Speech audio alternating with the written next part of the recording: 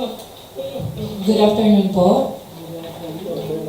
Welcome to DPWH Sorsogon 2nd District Engineering Office, Barangay Payawin, Gubat, Sorsogon. Scheduled for today's pre-bid conference are the following contracts. 25FL0101, construction of 2nd District Provincial Hospital at Irosin, Sorsogon, Phase 3-A. Location is Barangay Buenavista, Irosin, Sorsogon.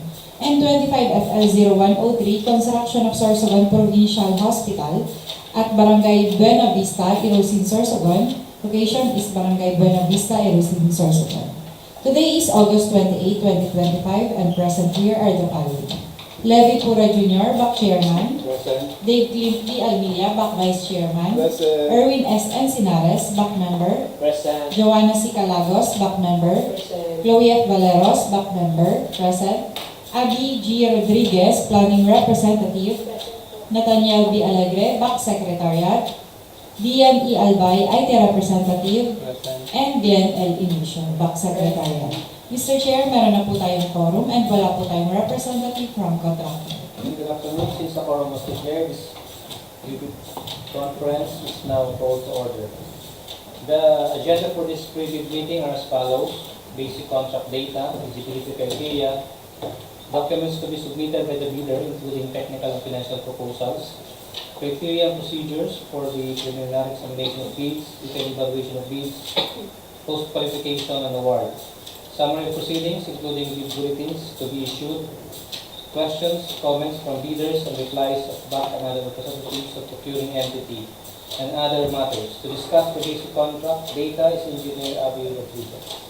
Basic contract data, 25FL0101, construction of 2nd District Provincial Hospital at Irosin, Sorsogon, Phase 3-A, contract location, Barangay Buenavista, Irosin, Sorsogon. Approved budget for the contract is 103,950,000 pesos. Brief description, construction of building. Source of fund, GAA 2025. Contract duration, 348 calendar days. Cost of bidding documents, 50,000 pesos. Submission of bids is scheduled on September 11, 2025 until 10 a.m. Opening of bids 10 a.m. of September 11, 2025, immediately after closing receipt of bids. Major category of work, the code is BICWO PLC. Here's the sample of bill of quantities and bid data sheet. These are all downloadable from DPWH website or PhilJobs website. Minimum manpower requirement, minimum years of similar experience, and minimum years of similar and related experience for project manager is 2 years and 5 years, project engineer 2 years and 5 years, materials engineer 1 year and 3 years, safety health officer 1 year and 3 years, general construction foreman 1 year and 1 year. Minimum equipment requirement. Dump truck all models 2 units, payloader 1 unit, backhoe 1 unit, plate compactor 1 unit, concrete vibrator 2 units, bar cutter 1 unit, bar bender 1 unit, 1 bagger mixer 2 units, and welding machine 1 unit, concrete pump 1 unit, cutting outfit 1 unit, truck mounted crane all models 1 unit, and low bed trailer truck 1 unit. Here's the sample of special conditions of contract. Again, these are all downloadable from DPWH website or PhilJobs website. Here's the plans and specification for the construction of 2nd District Provincial Hospital at Irosin, Sorsogon, Phase 3-A, located at Barangay Buenavista, Irosin, Sorsogon. Here's the sample of perspective, the floor plan, and the structural details of the plan. Next, basic contract data 25FL0103, construction of Sorsogon Provincial Hospital at Barangay Buenavista, Irosin, Sorsogon. Contract location, Barangay Buenavista, Irosin, Sorsogon. Approved budget for the contract is 49,500,000 pesos. Brief description, construction of building. Source of fund, GAA 2025. Contract duration, 348 calendar days. Cost of bidding documents, 25,000 pesos. Submission of bids is scheduled on September 11, 2025 until 10 a.m. Opening of bids 10 a.m. of September 11, 2025, immediately after closing receipt of bids. Major category of work, the code is BICWOPIC. Here is the sample of bill of quantities and bid data sheet. Again, these are all downloadable from DPWH website or QCHEP's website. Minimum manpower requirement. Minimum years of similar experience and minimum years of similar and related experience for project manager, 1 year and 3 years, project engineer, 1 year and 3 years, materials engineer, 1 year and 3 years, safety health officer, 1 year, general construction foreman, 1 year and 2 years. Minimum equipment requirement. Dump truck all models, 2 units, cutting outfit, 1 unit, bar cutter, 1 unit, bar bender, 1 unit, 1 bagger mixer, 1 unit, welding machine, 1 unit, and low bed trailer truck, 1 unit.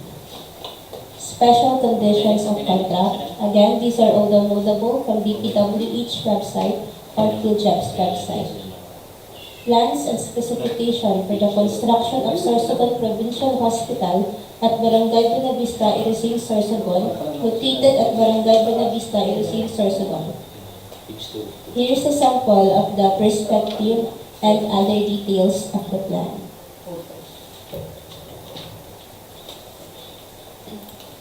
Submission and receipt of bids. Bids should be submitted to the back on the date, time, and either at its physical address or through online submission specified in the instruction to bidders, through its bidders' duly authorized representative in a 2-envelope system, where the eligibility and technical requirements are enclosed in one envelope and the financial requirements in another envelope. Eligibility and technical envelope and financial envelope shall then be enclosed in one single envelope. Bid validity shall be 120 calendar days from the date of the opening of bids. Each bidder shall submit one copy of the first and second components of its bid.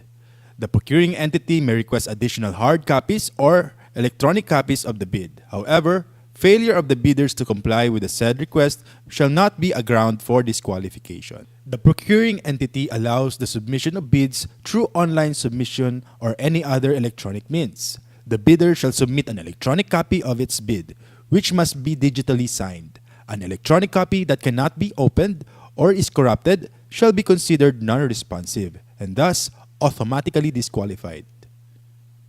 Each envelope shall contain the name of the contract to be bid, name and address of the bidder, recipient back procuring entity, and the markings do not open before the date, time of the opening of bids.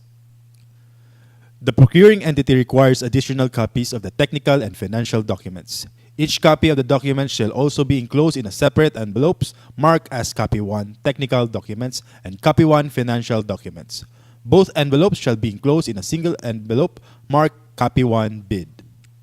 Each envelope shall contain the name of the contract to be bid, name and address of the bidder, the recipient back, procuring entity, and the markings do not open before the date, time of the opening of bids.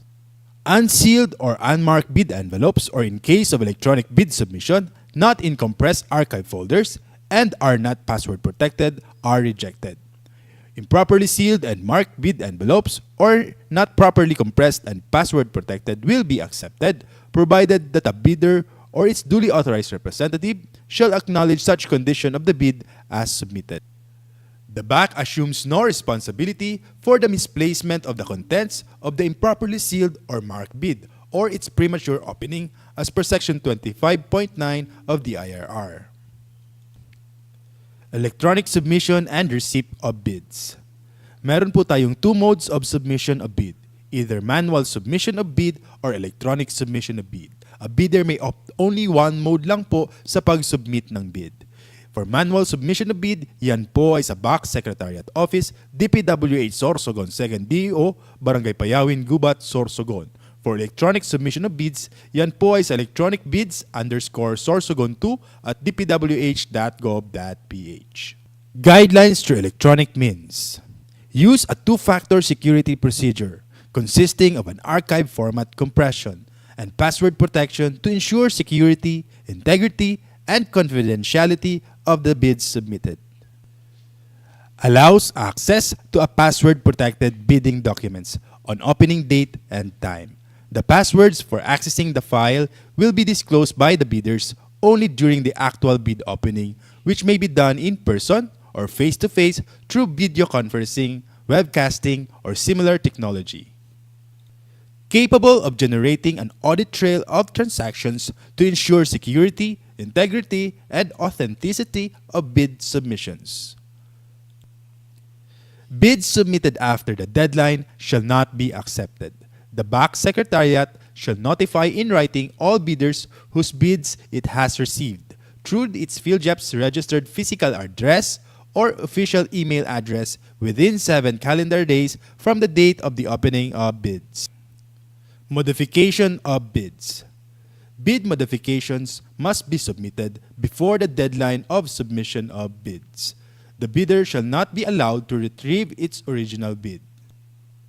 However, the bidder may submit new bid equally sealed, properly identified, linked to its original bid, and marked as a modification. Withdrawal of bids.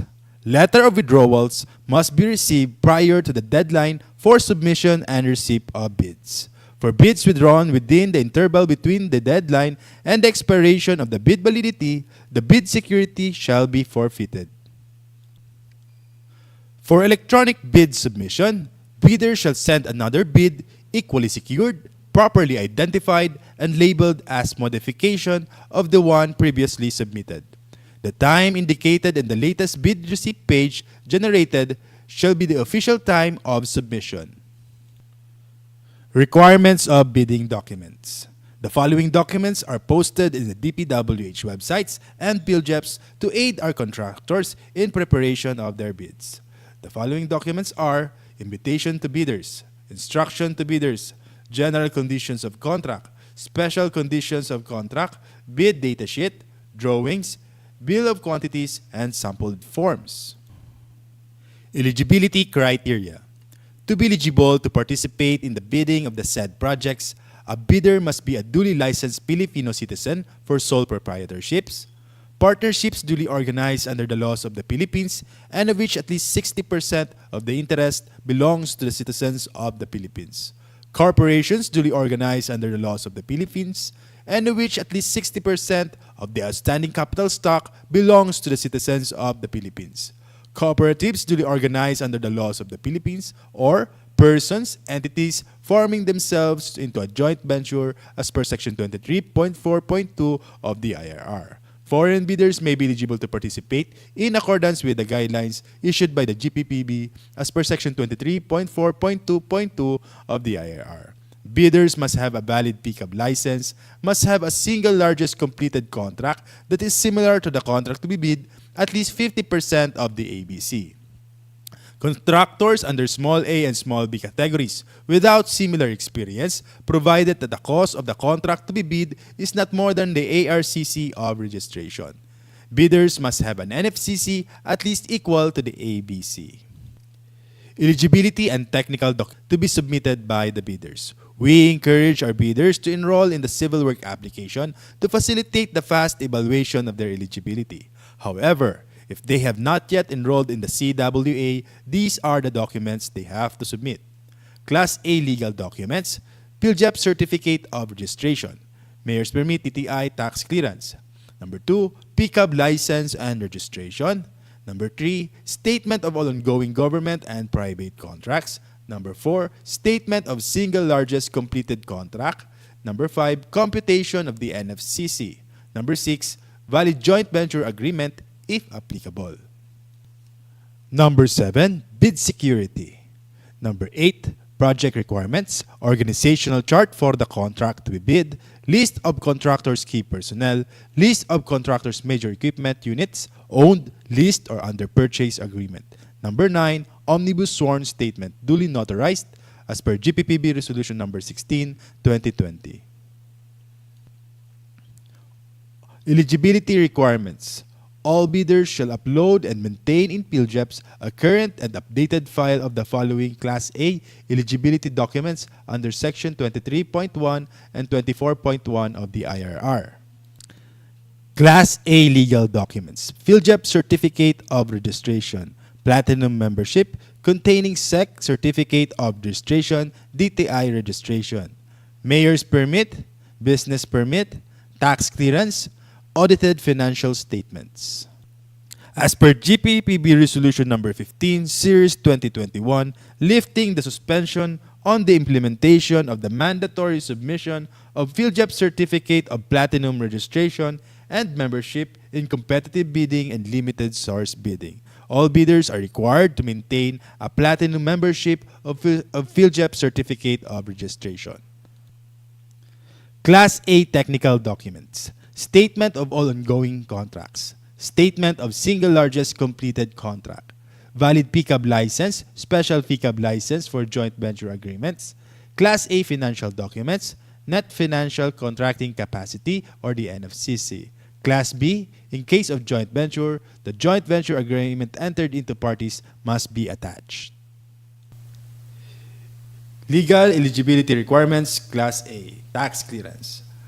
As per Executive Order 398, Series of 2005, submission of BIR receipt for renewal of tax clearance will not suffice in lieu of a valid tax clearance requirement, since substitution is not allowed under Section 34.2 of the IRR.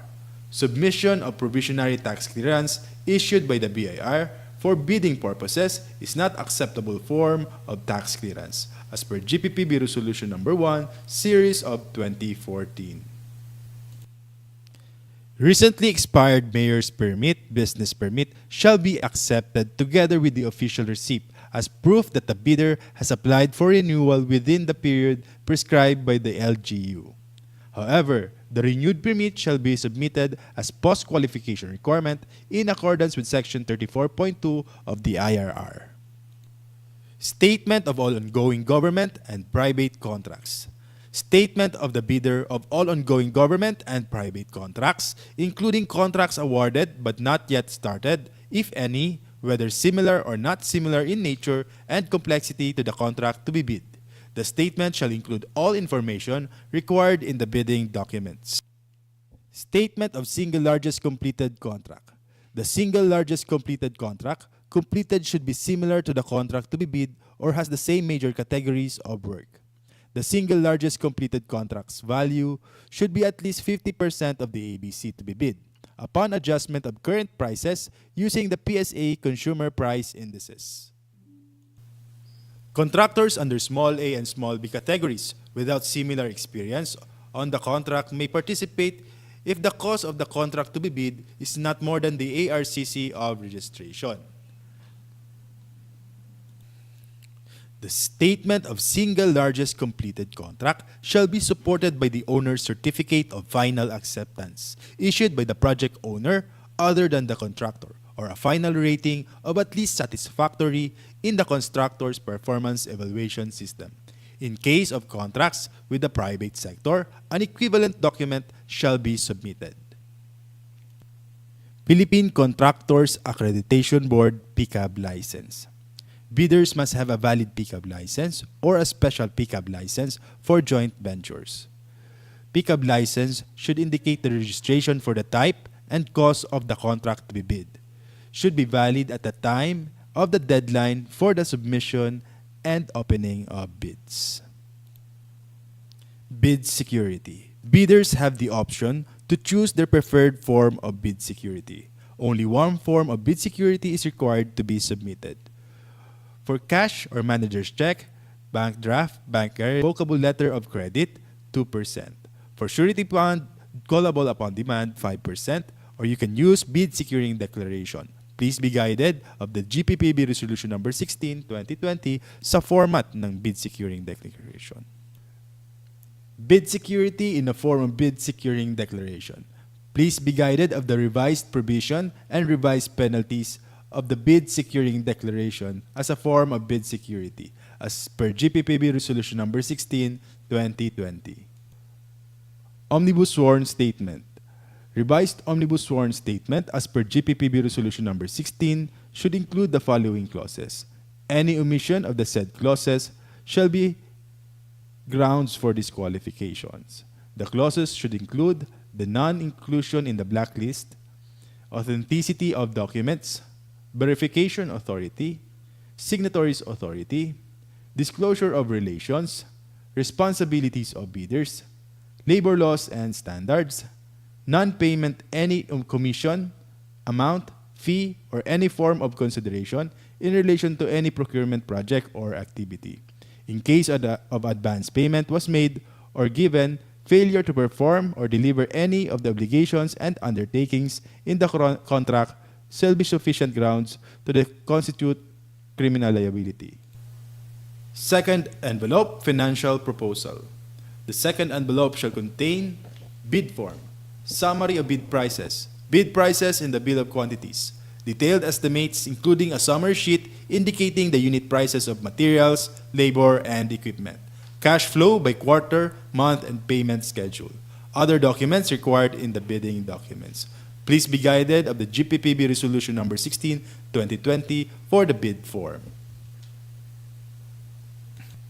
Detailed evaluation of bids. Unless the instruction to bidders specifically allows partial bids, those not providing all the required items shall be considered non-responsive.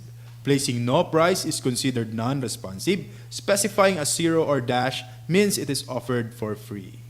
The purpose of the detailed evaluation of bids is to determine the lowest calculated bid by establishing the correct calculated prices of bids, ranking calculated total bid prices from lowest to highest. The method, a non-discretionary criterion, shall be used which shall include consideration of completeness of bids and minor arithmetical corrections. Results shall be contained in the abstract of bids.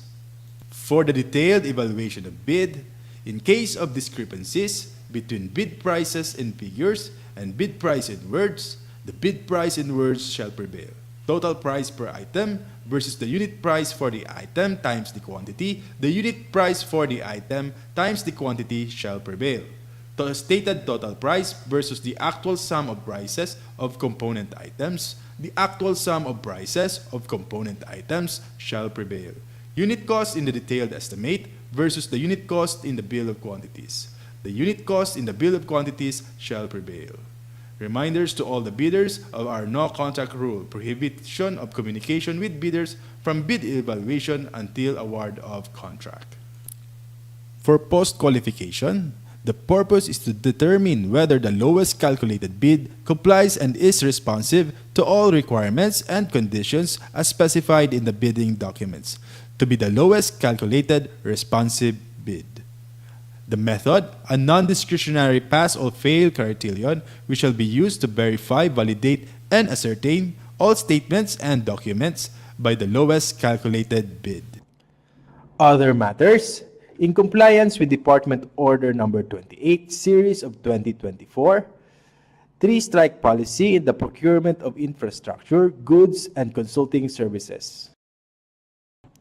Bidders are reminded of the classification of offenses that triggers the three-strike policy and exemptions.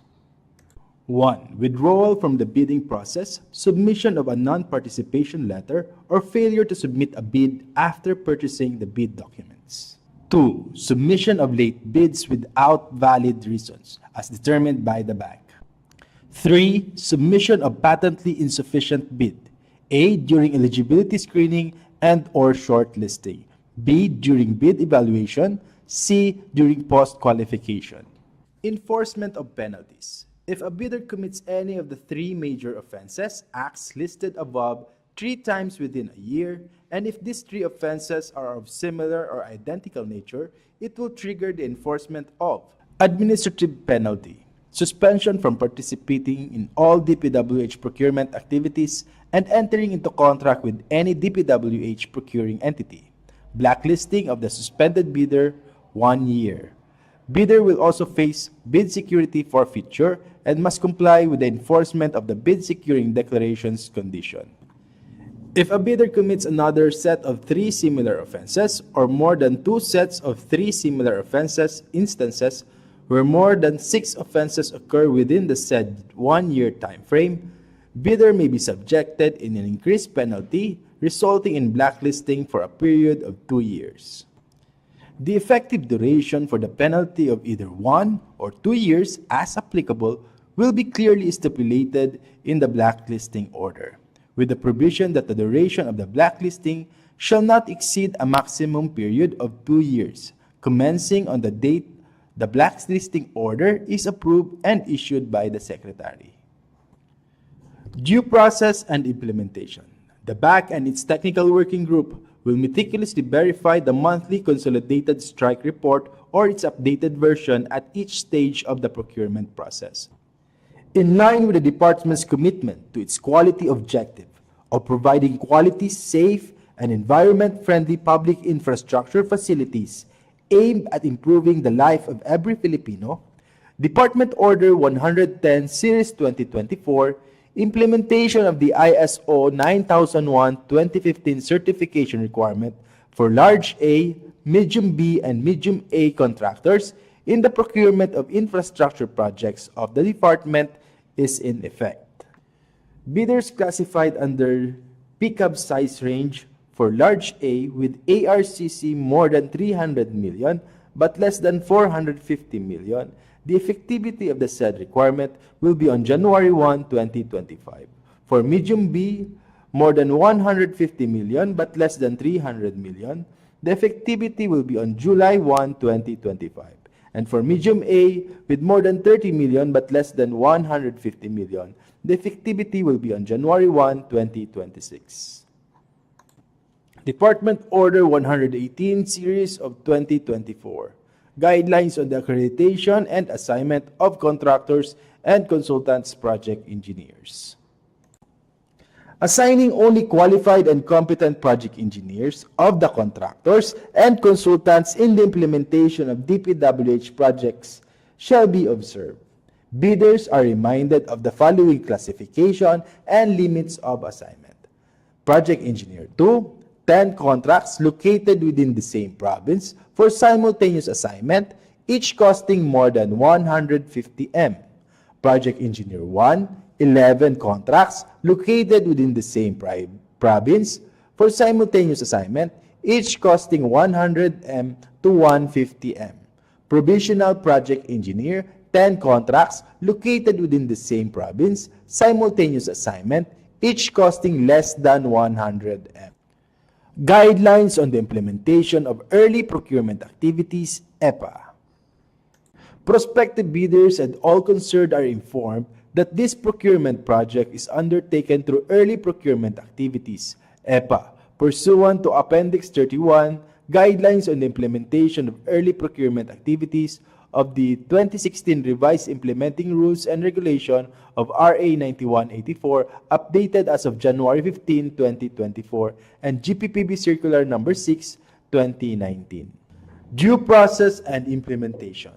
This shall include, but not limited to, the rules and procedure of EPA, fixed price rule in procurement, extension of bid validity and security, validity of eligibility requirements prior to the award of contract, conditions of award, and date of earliest delivery.